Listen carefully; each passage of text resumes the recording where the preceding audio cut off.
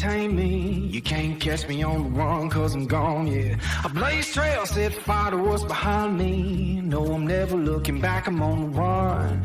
I could only ever be what I'm made to be. Feels good when I'm living on the edge. Watch me now, go like thunder, gonna sacred ground. Can't stop me now, I don't give up and I won't back down. I'm a force of nature, can't be contained. I got lightning running all through my veins. Watch me now, watch me now.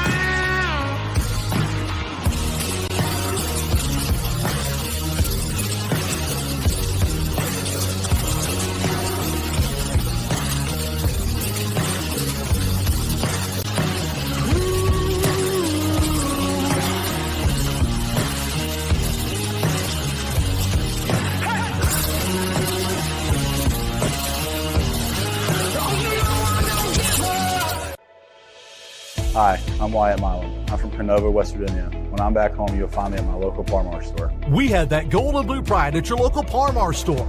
We are coming to your neighborhood soon. West Virginia, Kentucky, Ohio, Pennsylvania, and Maryland, we have you covered. Download the Par-Mar app and sign up for the Par-Mar Rewards Card. Food, gas, groceries, and more, we are gold and blue proud, and we are Par-Mar stores. If there's not a Par-Mar store near you now, there will be soon.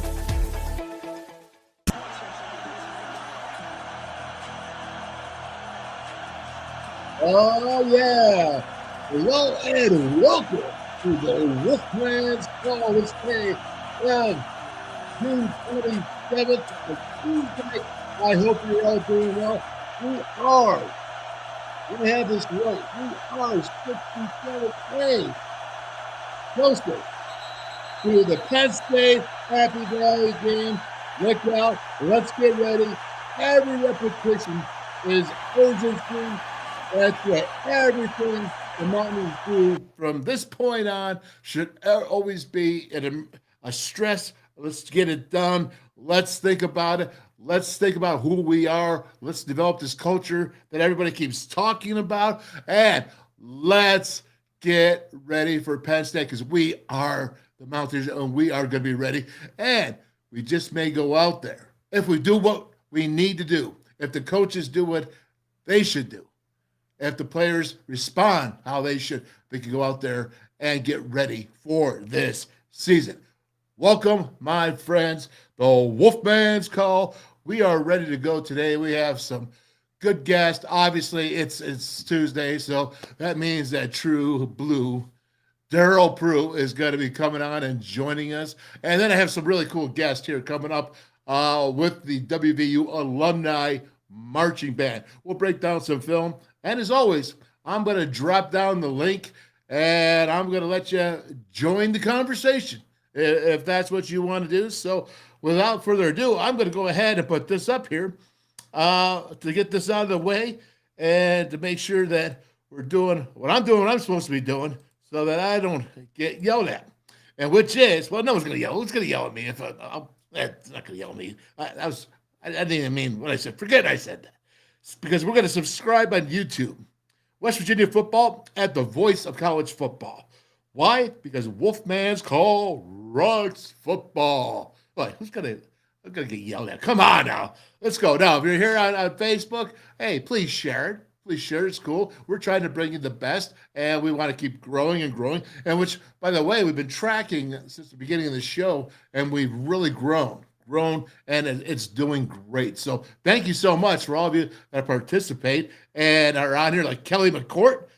Kelly, I'm going to put you up there. Hey, Wolfman. Well, hey, what's up, Kelly? Thank you for always coming on. And we got to do one here. And looks like LFG. All right. Let's go LFG. I want to ask the True Blue Prue about that one. And let's see what else. If you're on Twitter, man, we don't want that one up there. We're on Twitter. Go ahead and retweet, please, please, please, please. And the last thing I want to get on here before we actually get on here and talk some conversation is, of course, it's got to be Game Changer, man, because one pill can kill, and it is so important. GameChangerUSA.org. Man, one pill can kill. Stop the opioid and substance abuse with our youth. We have to do this. Joe Bozek, Meg Bulger, and everyone else who contributed to the Gov, the senators, local politicians, sports figures, all those game changers that are involved. Stop the opioid and substance abuse. Thank you very much. Appreciate it. Thank you, Kelly, for sharing that as well. And what about this here? What do you think about this? Do you remember this from a couple of months ago? And I'm going to go ahead and I'm going to try to hit this if I could. There you go. Remember this one? Destined for greatness. My name is written in stars. They're hardcore. And I will give everything, all that I have to the cause. Fight against evil, run through the pain, battle it all. This is more than a game. I am a lion and I can't be tamed. It's how it was made. It's ice in my veins, run through it all. No matter the odds, I will answer the call. The enemy knocks on the door. Even the greatest among us will fall, but the greatest will get back up. So I won't back down and I won't give up, and I will act now and I will stand up.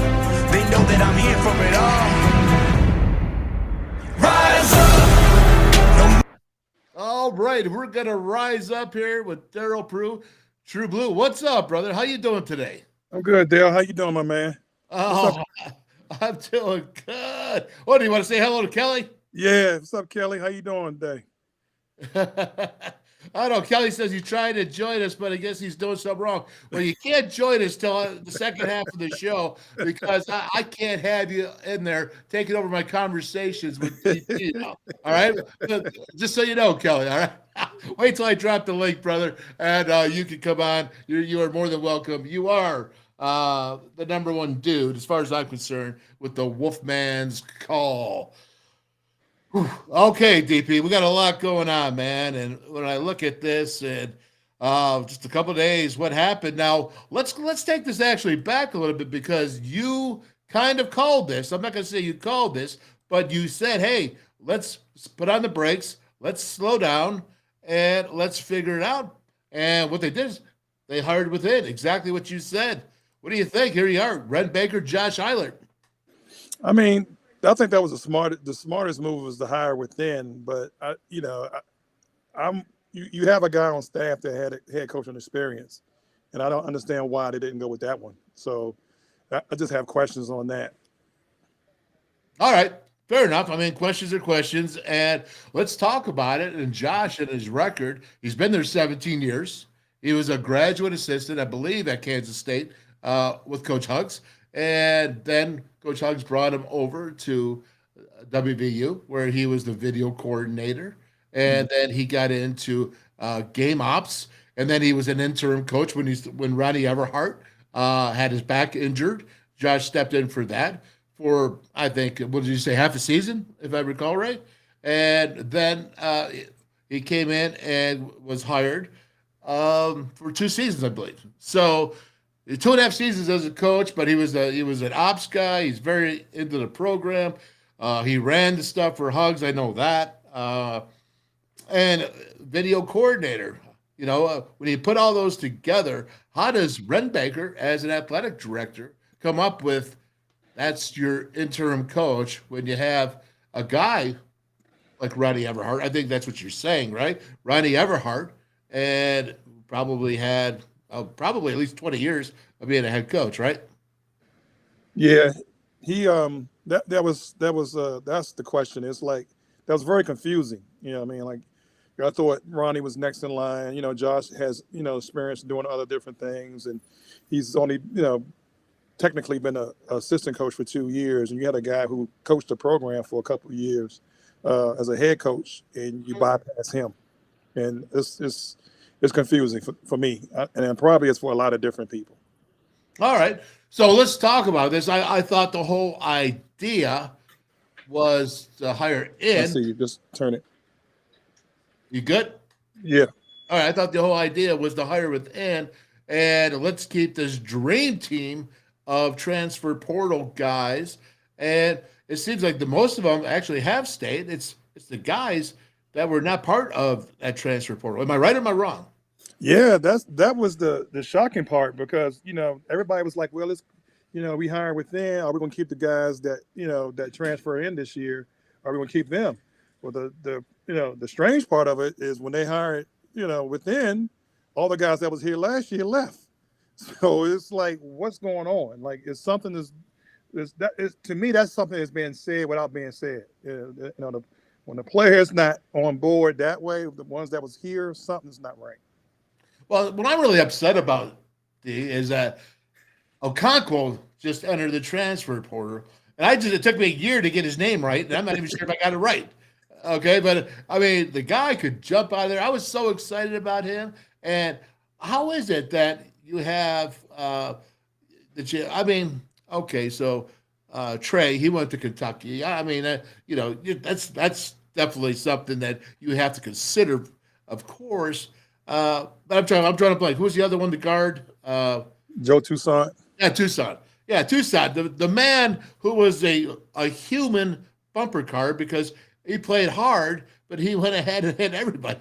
And I saw he would actually go ahead and dribble and hit so many people.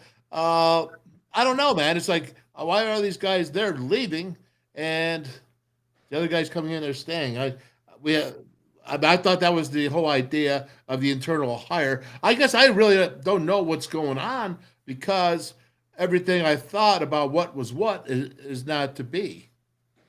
Yeah, I mean, it's it's very strange, and I don't know what position coaches are there or who's doing what, but it's like even when they announced the hire, Trey Mitchell was first. Wasn't about Kentucky. He was the first one to put his name in the portal. Then it was Muhammad, then now O and Toussaint. The three of those guys are forwards and centers.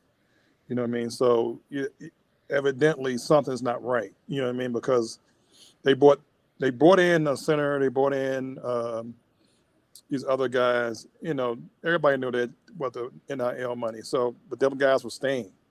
But once they announced the hire, they all jumped into the portal. It wasn't like before the portal. They all jumped in the portal before that. And it's late June. It's not May. It's not It's not, it's almost July 1st. You know what I mean? Them guys jumped out of there really fast. Yeah, I think that's crazy. I don't want to get too far ahead of ourselves, but let's go. Joe Collins, can Huggins come back next year? D, what do you say to that? I mean, I don't know. How old is Huggies? Huggies like 70?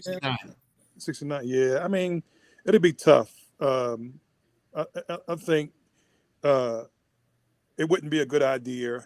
I think sometimes now you just got to go with somebody else and just go. We love the Huggy to stay now and love the Huggy to come back. It'd be a nice story, but at the end of the day, I think it's just time to move on. Just like we had to move on from Catlett, like you had to move on from Beeline. I think it's just time. It's nothing against Huggins. He's a great coach and always will be a great coach, but now it's just time. Yeah.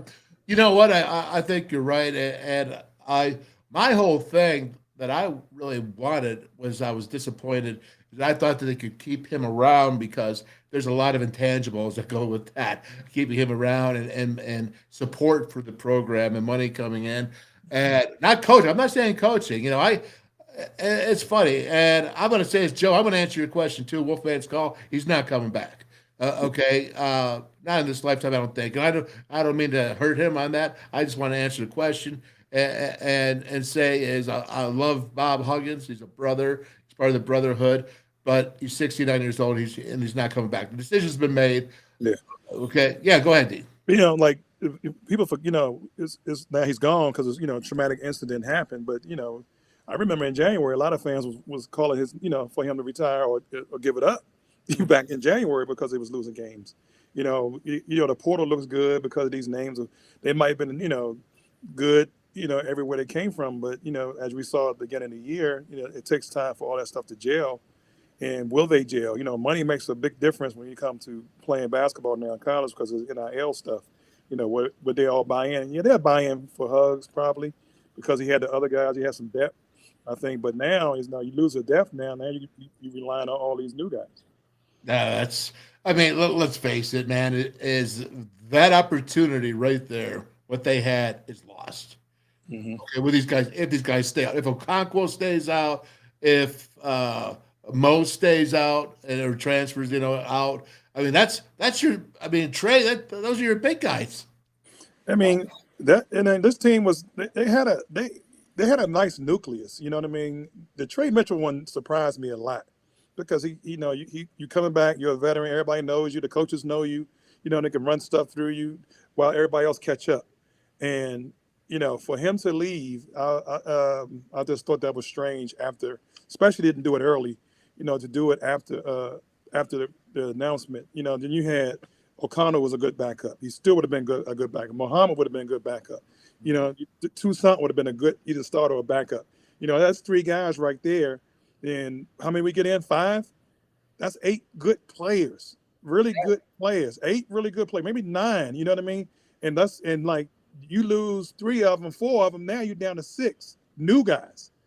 You know what I mean? So that's going to be a tough situation. Tough for a new interim coach to handle? Very much so. Okay. It would have been tough. It would have been tough for Ronnie, but Ronnie, is older. He has experience. You know what I mean? But this group is like they all came for hugs. You know what I mean? So when things get tough, we're gonna see how they respond. You know what I mean? So it's gonna be different. Well, you know what? Let me ask you this, okay? Because this year, really, I didn't think about this until just a few minutes ago before we were coming on. And so with these losses, all big men, right? I mean, this is what Josh coached actually last year. So he loses 3 of them. What's your pitch for trying to go get guys to come in the transfer portal? I'm not going to be here in a year. Yeah, I'm in for 1 year. Yeah, because now. Let's face it. Josh has every opportunity to go win this job himself. Okay, He's got every opportunity. If they go out and they do well, hey, let's not put that away. That's an opportunity. But let's say right now he's got to do what? He's got to fill 3 roster spots. Yeah, that's going to be tough in July. This is June, July, right? And the quality of what you're going to get and the quality of what you lost, will it be the same? You might not get as much height. Muhammad was 7 foot. O'Connell was a great athlete. Trey Mitchell was a high performing player. Are you going to get that? You know what I mean? So it's a really tough situation. Hey, Jeff Morgan, shout out to you, D. One of my favorite all-time guys. Great career. Enjoying seeing you on here. Well, okay, this is the WolfMan's Call Show, Jeff. Just remember that. You gotta be careful, Jeff. He get a little jealous sometimes. Yeah, I gotta get jealous. Oh my gosh, you, Jeff. I appreciate it. I appreciate it. All these years later, people still remember. So I appreciate you, Jeff Morgan. Yeah, you know what? As a sidebar here, Jeff, and honestly, thanks, man, for watching. And I love DP more than he loves himself, so it doesn't matter. But DP, one of the first things I ever talked to you about was that he said how much not everybody, many Mountaineers remember who you are. As old as you are, I mean, you're not that old, but it's been a decade or 2 since you played. So, you've always said that. Well, I'm trying not to bring it up.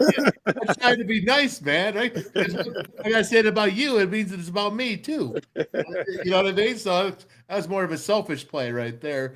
But anyways, so let's get back to the fact that Josh has got to go find 3 dudes that are dudes that can compare with the dudes he has on the team, and it's July.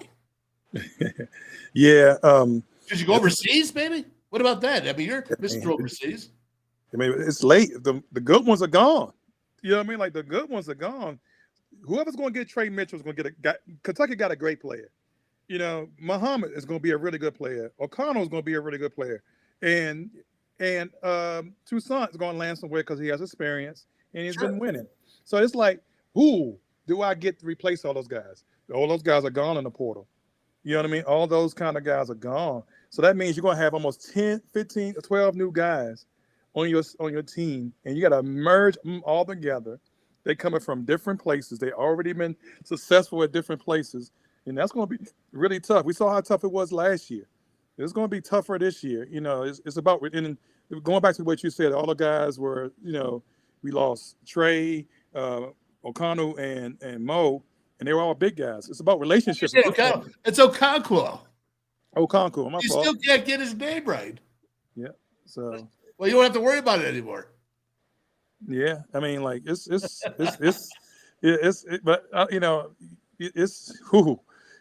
a big blow. I think that losing those guys is a big blow, just as much as losing Huggins. You know what I mean? Like, it's not as big as Huggins, but it's you lose 4 solid.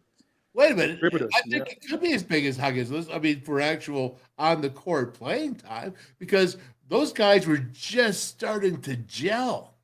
They were just starting to figure out who they were. I think with Okonkwo coming from England, man, I think he was just figuring out, hey, these bright lights, big city, right? I mean, that's what it is. Yeah. I think he was just figuring it out. His eyes opened up, and then you had to figure out with Mo. I mean, those guys showed flares of great potential.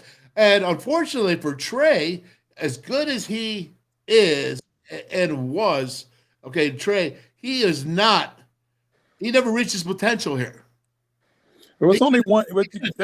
Games. That's kind of unfair. Like we talked about it all year, but that was year 1. We was going into year 2, getting familiar with the situation. They're getting, it's like, sometimes coaches take a while to get to know their guys, especially now with this portal. You know what I mean? Like we had Trey Mitchell say since his freshman, sophomore, you know what he is or what he's becoming. Right. He didn't play much at Texas. He played a little bit. You know what I mean? Like you played against him, you just watched a couple of tapes. Then you get him, you see what he likes. As a year went on, he did a little bit more. But it's just hard to get to know guys, and just on for 1 year as you're trying to win. I saw that with Keith Hawkins. Keith, I think the new ones. It's very clear now. The new ones wanted Josh because he probably helped recruit most of those guys. But the ones that was there left, that's the issue I have. And not issue, it's the question I have. Why did they leave when they announced him? You know what I mean? Or like, why didn't, like Josh probably, I don't know him that well, but like, what's the difference of them guys saying that he wanted to stay? And then when he said, yeah, all the guys that played last year that was contributors leave. That's the biggest question I have with this situation. Okay, so let's go. It is what it is right now, and that's where we're at. So it is what it is. I hear you, Keith, and I get you. What did Joe say? Yetna isn't bad, or bring back Jimmy Bell. I don't think Jimmy Bell is available right now. Not sure. Jimmy Bell, he signed, didn't he? Didn't he sign with somebody? I don't know, but like he'll be if he come back, he'll be a good backup because the kid that came from Syracuse is pretty good. Right, but it'd be nice to have a good backup, right? It'd be nice to have a good backup, but would he be willing to have that role after being a starter for a year here? So, it's players. We think different. We are wired a little different when it comes to situations like this. Right. In your last year, why do you want to come and play a backup role? That's right. What you're saying, right? Yeah. Okay. Well, that makes sense to me, right? I mean, that's pretty good. That's why I brought you on the show. What do you think about it? So, what are the challenges for Josh now? Like, what's in his favor? He's got some good ball players. That's the beauty of it. He has really good ball players. Now he has to get them to play as one. Like not individuals. He, as much as, he's been around Huggy for a long time, what I've learned and I've watched other guys do it throughout the years, when guys work with guys for a long time, they want to do everything they got from that coach. And sometimes you take a piece from it. You don't take everything. So when you take pieces of it, those guys are a little different from what we're used to. You know what I mean? Like, the kid from Arizona could score. The 2 kids from Manhattan, how good are they? The athletic kid from, I think, North Dakota State, I think he's going to be a good one. But, now you got different pieces, and how do you play them guys and then play as one and play very unselfish? Well, that's the whole problem that Bob Huggins had and the team had last year, getting them together. If you remember that streak that they had, was it 11 games they lost in a row? and then they poured it on at the end, if you recall, because they figured that out. Now, is there any player here in this group of transfers? Because this is tough now. You don't have Mo, you don't have Okonkwo. Gosh, you don't have Trey. Okay, so these are three dudes that are in your front line, and we already talked about the problem about replacing them. But it is, where are you going with this team now? That changes your whole philosophy, because I don't think at this point you can replace that talent to be that talent. So yes. The philosophy that you had, a big man up front, it's got to change a little bit, does it not? Yeah, with the kid from Syracuse is a good player, right? You lose Trey Mitchell, you lose 12-7, 12-7, guaranteed 12-7. Probably would have been more next year. Gave you 12-7. Like you said, where do you get that from? Muhammad was good off the bench in spurts. O'Connell good off the spurts. So those two was like one to me. Remember I told you we had to get Gail, O'Connell, and Muhammad. We needed from all three of them. We need 10-10. You know what I mean, or 15-15. Like now, you don't get that. So you lose that 10. You lose that right there. You lose the 12-7. That's a big gap. The guard play might be a little better. But as we see, that big 12 is, they are. You got my guy coming in from who I've been working with since the 8th grade, Hunter Dickinson, going to Kansas. So things it's not getting no easier. Okay, let's go there. Do you know what's going on in the Big 12 this year, as you've seen from looking at everybody else in their transfer portals? Obviously West Virginia was top in the country with the transfer portals, at least top 5. Yeah, I think Kansas. With getting Hunter Dickinson is a big piece for them, even though they lost Grady and stuff. But I thought they were a little smaller than they were before. But they get him for another year. And the crazy part, so they have the DC Live and DMV Live, which college coaches can come to the last 2 weekends. And Kansas State whole staff was here watching the kid. I've seen some other staffs watching kids. You know what I mean? So it's like it was a lot of talent from DC, Maryland, Virginia, Pennsylvania, and New Jersey down here, and they're working. You know what I mean? They're building, and I think you can't stop. You know what I mean? And I think this situation right now is putting WVU in a hole. We can't rely on NIL every year. You know what I mean? Because it's a crapshoot. It's like rolling dice. Mm-hmm. Yeah, I hear you there. Okay, so. Basically, where does this leave Josh? And I'll get to Keith's question here in a second. But where does this leave Josh? We'll see what he's made of. Josh, we're going to find out how good of a coach he is. You know what I mean? You got to have your own identity. I've watched coaches try to take on others' identity, and it failed. He got to have his own identity. And it got to be a situation where, you can't be hugs and snap at guys like Hus can or could. He had 30 years of respect and stuff where people will follow him. It's a fine line between doing that. Then the other guys on the staff got to help him out. And, because it's going to be a lot. We could, and then, the buy-in. I don't know what the buy-in is with the kids. The buy-in is big with these kids. You know what I mean? And these kids are funny. Basketball kids are funny, about the buy-in. You know what I mean? It's not about West Virginia to them. It's about them, and he got to make it about West Virginia, and then hopefully he can get there. Okay, well, let's give it a question here. Last one for you, buddy. We'll get you rolling on out of here. This is me. I ever thought you guys would have handled the NIL and portal in your days? If the price is right, would you either of you left WVU for more opportunities? Keith, what are you trying to say here, man? What do you think we're going to ask you honestly? No, he said, go ahead, DP. What do you say about that? I only thought about leaving once. It was after my freshman year, but it was just a thought. I didn't think a lot of the guys were serious about playing, about winning.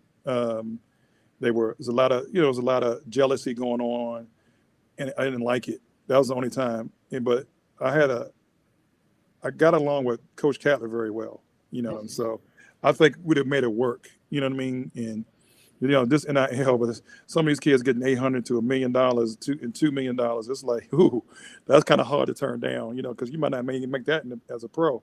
You know what I mean? So it's a funny situation. The NCAA got to get a cap or hold on this, because some of these kids are making more than college assistant coaches. And I mean, and that's not. I don't think it's fair if everybody's not getting paid. You know what I mean? Like, there's only a few getting paid. I don't think, that's fair. It should be a hierarchy, a cap. You know what I mean? Sure. So, that's the Wild West. That's the way it is right now, and there's no doubt about it. So, to answer your question, Keith, I'm a loyal son of a gun. If somebody dropped me $1 million to go play for him, I'd probably go. All right, it's simple. But otherwise, it's not $1 million. I'm loyal to West Virginia all the way. Yeah, 2 million reasons is a lot of reasons. Yeah, I mean, you know what? I love you guys, you're my brothers and sisters, but you know what? I gotta go. Yeah, I go for 2 years and come back. I do what my man did this past year. I go for a year or two and come back. Yeah, there you go. Get the payday. All right, man. DP. All right. Well, listen, anything else you want to add to this, man? You go along anything. You want to say, hey, Josh, good luck, man, or you want to say, anyone else out there, and wish anyone a couple things. The alumni game on July 15th. I want everybody to come out. We're trying to get some older guys to come back, sign some autographs up at Fairmont State around 5:30. The game starts at 7. I do wish Josh well. I always want people to succeed. I don't want nobody to fail. But hopefully he'll get the ship right. But it's going to be tough, And I hope people have the same patience now than they do, in January. Because when January hits, it's going to be a whole different animal. You know what I mean? So. He got to figure out his style. He got to figure out, how to be a coach as a head coach, and hopefully he'll get it. You know what I mean? Like, hopefully, he's tapping into Everhart, to get some of that, and hugs. And I hope and they give him the right information. I think it's going to be key, pivotal, on Ronnie Everhart being a good resource for Josh. I really do. And if Ronnie's on board, if he's into this and want to help Josh out, I think that Ronnie's a tremendous asset to Josh Eilert. Wishing Josh the best. DP, I want you to listen to this because I know this is going to jack you up right here. I have to go ahead and play this and tell me what you think.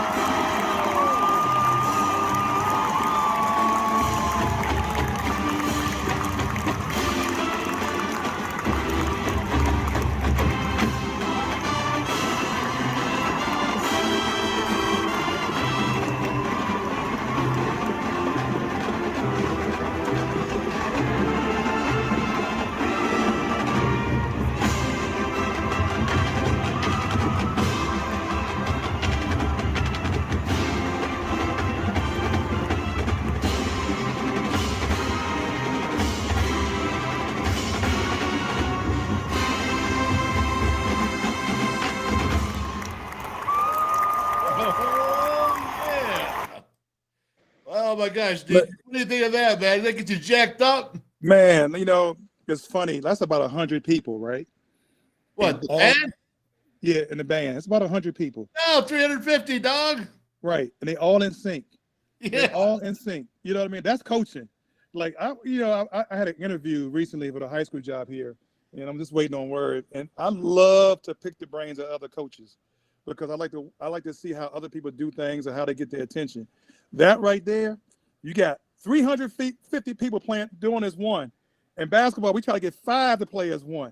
In football, you try to get 11 to play as one on one side and the other 11 to play on one. They had 350 people as one. They move it all in sync. Nobody looks off. That was beautiful. That was beautiful, is beautiful every single time. DP, have a great day, brother. Love you, man. I'll talk to you soon. All right, my man. Good luck, Josh. We're always behind you. West Virginia, baby. There you go. All right, D. See you, man. And with that being said, let's bring on here Sarah Bennet. And we're going to bring on here John Sinsel, who's the president of the alumni. And Angelia, I think I lost you there, Angelia. So, anyways, how we doing, everybody? Oh, great. How are you doing this afternoon? Oh, we're doing good. Hey, what did you think of that? I got the bad job. Well, come on, man. How cool is that? That's pretty good, man. I appreciate it. You Yeah. doing all right, I hope? What about DP saying that, huh? You got up there 350 people in discipline, in step, in unison. I mean, I heard that, and I got to tell you the truth. Now, you can tell I just got picked up, man, because that was really fantastic. Just every time I hear the Mountaineer Marching Band, it's a thrill. It makes the goosebumps on the arms go up because I think we all share in that memories of those great moments of our alma mater of the marching band. I think the marching band is just as every part of WVU sporting events as anything else.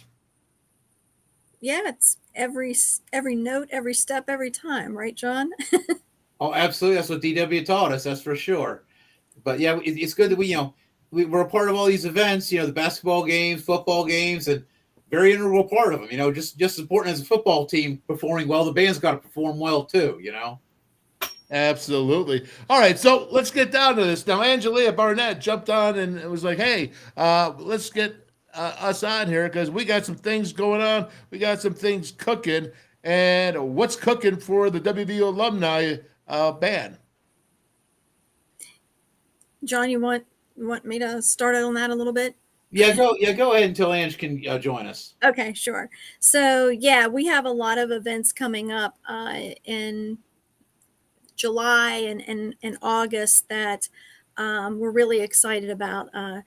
DP talked about one of those events. That's the Fairmont Scrimmage. We'll have our alumni band there to play for the Best Virginia team in that scrimmage, as well as the tournament in Wheeling at the end of the month.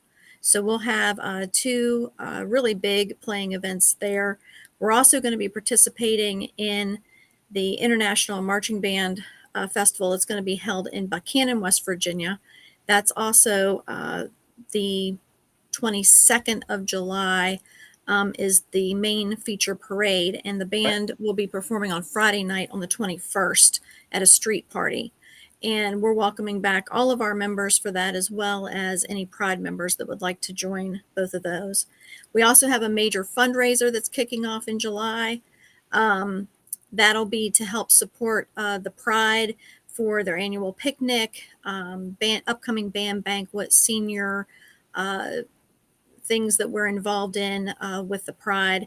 And then we'll also be having on August 4th, that's Friday, August 4th, an elimination dinner at the Erickson Alumni Center.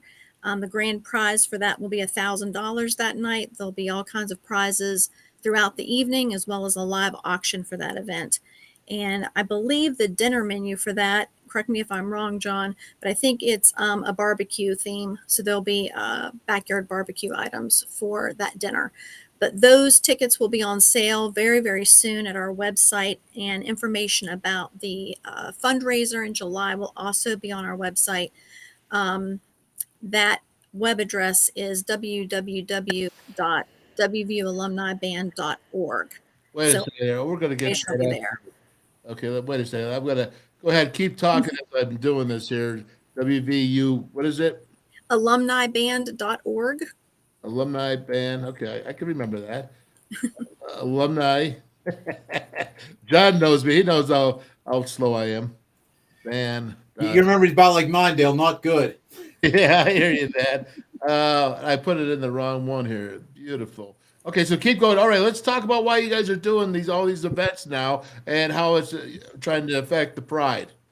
Yeah, so all of the monies that we raise through our fundraising efforts go toward any events that we may be sponsoring for the Pride. The very first one we have for the season is their annual picnic during band camp. That's a huge event for us. We also provide the members with some things to help get them through the week of band camp at that event. The other thing that we're working on starting is a scholarship for alumni. The alumni band is starting a scholarship for the Pride members.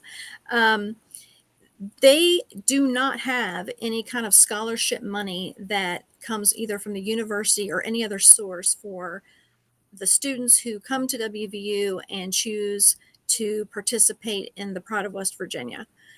We are the largest organization on campus, and as an alumni group, we decided that it really was important as part of the recruitment, not only for the creative arts and for the marching band and for the university, to have this new practice facility, but to also have scholarships for these students who are coming and putting in the time, especially during the fall when there's many hours given to getting ready for these performances, for these Saturday games, as well as all the travel time that they put in. They're still going to class during travel, still taking their tests, rushing back to attend class. So we felt it was important to try to start that. So that is where a portion of our fundraising funds will be going, is to start that endowment for the scholarships. All right. So you're trying to kick off these scholarships. You're doing all these events, and all these events, are they all fundraisers, or is this just you helping the band out? Or are they both? Are they both? Is that what you're trying to get at? Yeah, I think it's a little bit of both. Some of our events that we just brought up, for example, like playing at the Fairmont Scrimmage for Best Virginia, those are some of our musical events. Some of those we have sponsors for. People come to us and ask us to play at some of their events. But most of those right now are events that we participate in for free with our members. The fundraising events, very specifically those, they're definitely for helping to raise funds for the members of the Pride. It could be for, like I said, helping for this upcoming band picnic, their band banquet at the end of the season, or anything that the band office or the director, Dr. Williams, or asks for, or the students indicate that they need. Yeah, I don't think Angelia. I'll try to bring you on here, but I don't see anything. Can you hear me, Angelia? Not working out. I'm sorry. I saw you having problems there. Okay, so let's get this kind of kicked up a notch here with Sarah. I appreciate all that information. I couldn't remember all of that. I'm telling you right now. But that's really good, because you have to go to the Alumni Band website, wvualumniband.org. Let's get you involved. I'm going to tell you why. And you tell me if I'm right or if I'm wrong in this, okay? Because emotionally, everybody's attached to the band that loves WVU, that loves going to sporting events. They love the band emotionally. When I see Simple Gifts there, watching it, when I hear it, I get excited. I just, all these memories flash back in my head. Now you have to remember, I've been a fan here, I've been a coach here, I've been a player here, I've been an administrator here. So at different times I saw the band in different ways, because during playing I did not see the band at halftime, but as a fan I certainly did beforehand when my brother Ronnie was here. So I have gone through 40 plus years of the WVU marching band, and I was looking at these videos as I was drawing these up. I'm looking back to 1978. They're still doing Simple Gifts, and it's the same thing, and they're all good. And when you're thinking about what the band, and as Angelia was telling me, Angelia Barnett, I'm sorry that she can't attend here, but the thing is that she was telling me was that these other schools are having scholarships for the band. Is that right, Chad? I haven't heard much of you. Is that correct? Yeah, a lot of the other bands out there, a lot of the major universities like West Virginia, their kids have scholarships to actually do the band functions. Mm-hmm. Like Ohio State, I think all of their folks are actually paid for. They have full scholarships to do band. Even the guy who got the eye in Ohio, right? Yeah, that Ohio State, yeah. Yeah.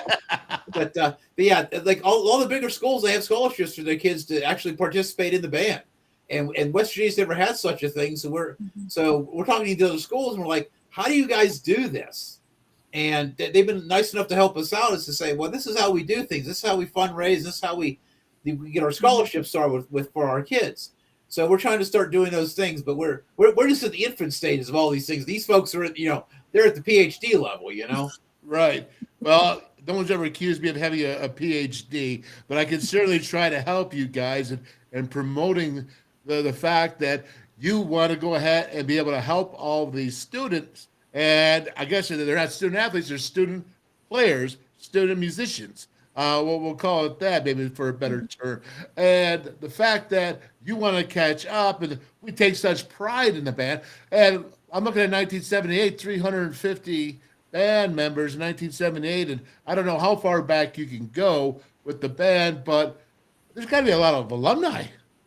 I mean, Sarah, you said yourself that as the largest organization on campus, WVU Marching Band, the pride of West Virginia. And so I guess what I'm going to say here, because Angelia is not going to, she can't get on, I'm going to say is that we got to find a way to go ahead to help out. So Sarah, is it easily just go ahead to the website and see how you can participate? Yeah, if anyone wants to make a donation, they can certainly come to our website. On the homepage, there's a tab for donations and contributions.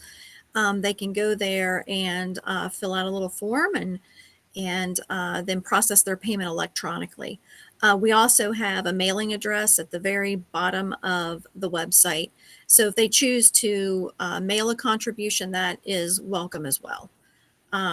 We would certainly appreciate any and all support anyone from Mountaineer Nation could provide.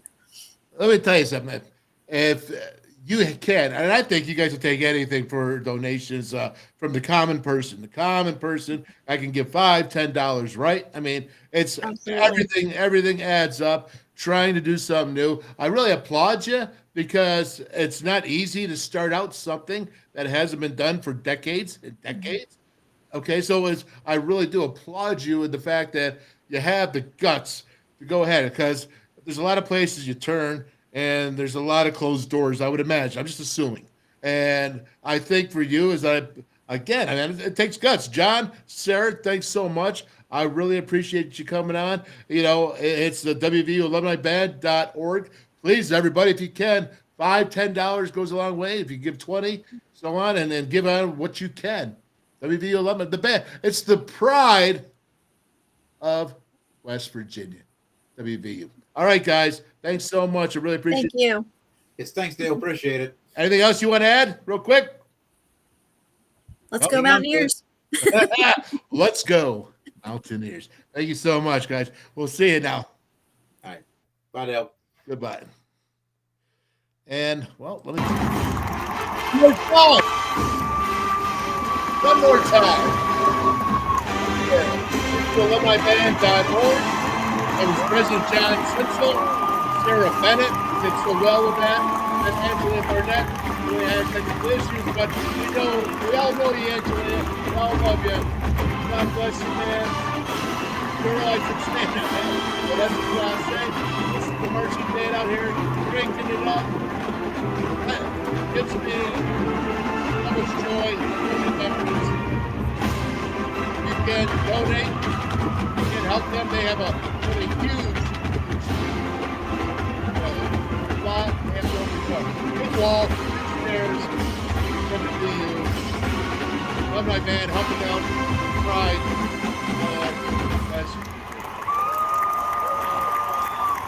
Bless them all. Okay, well, as we move along here, let's go ahead and take a look at the film I want to talk about this week. We had Darryl Prue. We had, of course, the WVU Alumni Band there. That was most excellent. I'm really, really happy about that. And let's go ahead and take that off. And let's go QR codes here. Paul and Minnie, rechargers and batteries. I tell you what, if you go green, you save green. You can't beat it. Paul and Minnie, rechargers and batteries. Never buy a AA battery again. I mean, if you're all into gaming and stuff, or your kids are, save some money. It's right there, man. It's paulmini.com. Go ahead and check that out. Then you have Artisan Grange Company.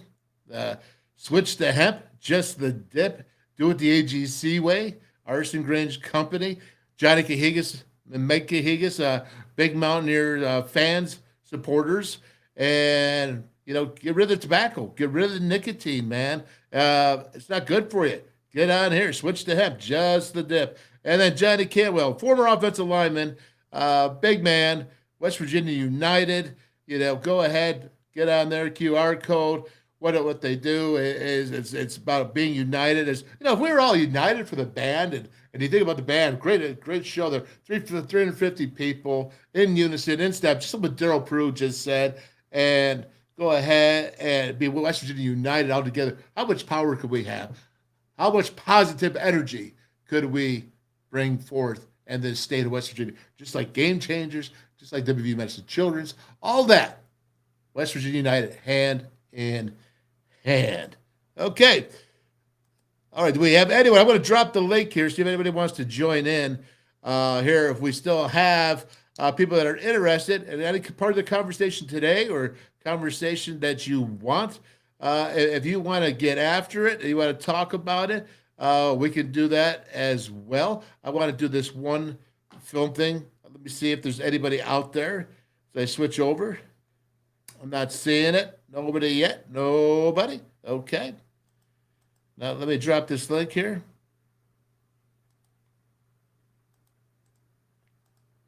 There. And there you go. The link is up. Let's go ahead and take a look here at this play. Now, this is what I want to show you. Okay, if you can see this right here, you can see my arrows. You have right here, you got 2x2 with a receiver, H-back, going in motion, going across the strength, going into the boundaries as you see here. So you got 2x2, you see up here. Now, this is the quick game, and this is the screen game. Okay, you got to see the screen here up to the top of the field, right up here, and then to the bottom, you're going to see the quick game. So why is this a combination? I got this off of Steve Sarkisian from USC. As you can see, this is USC right here. But this is what I love, because you can't go wrong here. In fact, you can even tag a run onto this. A lot of times you see a screen tagged onto a run where it gives the quarterback an option. That's not an RPO. That's just a tag. It's a check with me type. Check with me. Go here or go there, right? Well, this is the same. This is adding the screen game and to the quick game. What do I mean by quick game? Well, these are slants right here. If you see the arrows, those are going to be some quick slants. And if you see over up top of the arrows, I should say the arrows down to the bottom, those are slants. Arrows up top are certainly the arrows that are going to be for the bubble screen. Now, I want you to watch the man in motion is coming across, and the defense doesn't adjust. But what happens in motion? What does motion do for a quarterback?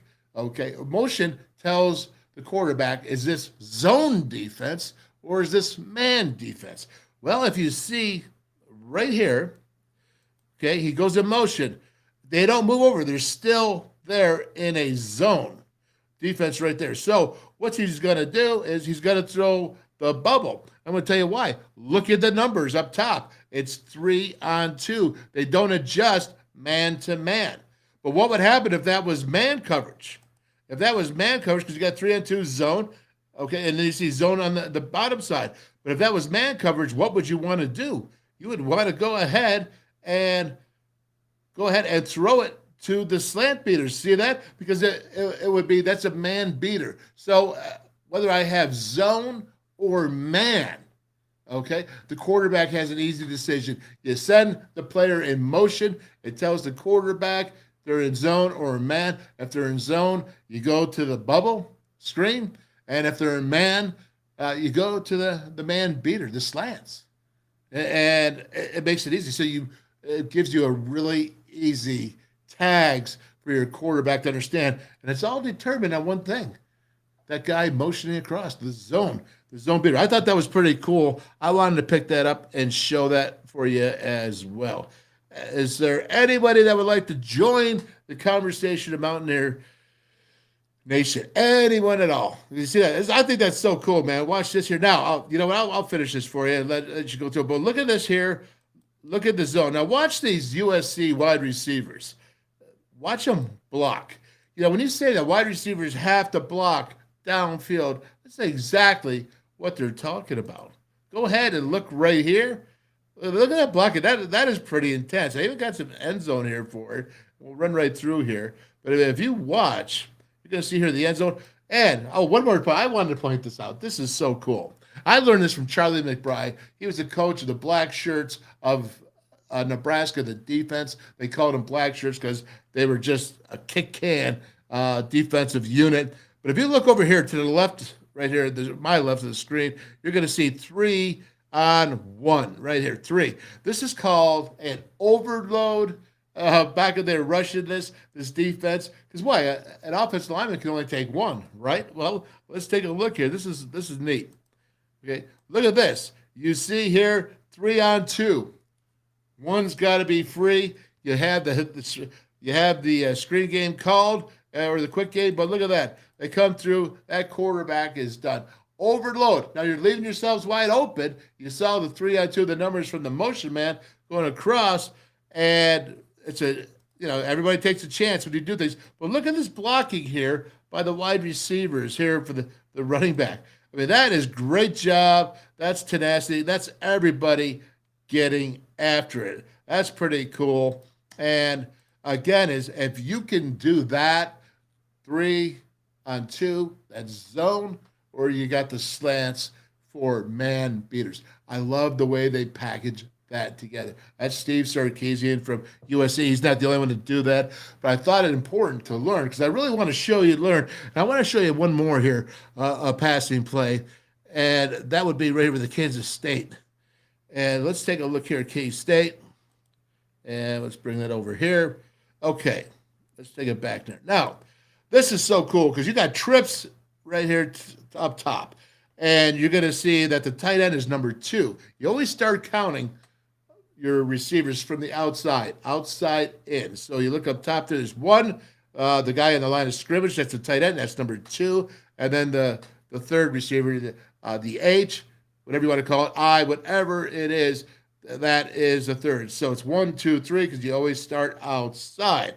Well, what would you call this passing play right here? This is so cool. I really like it.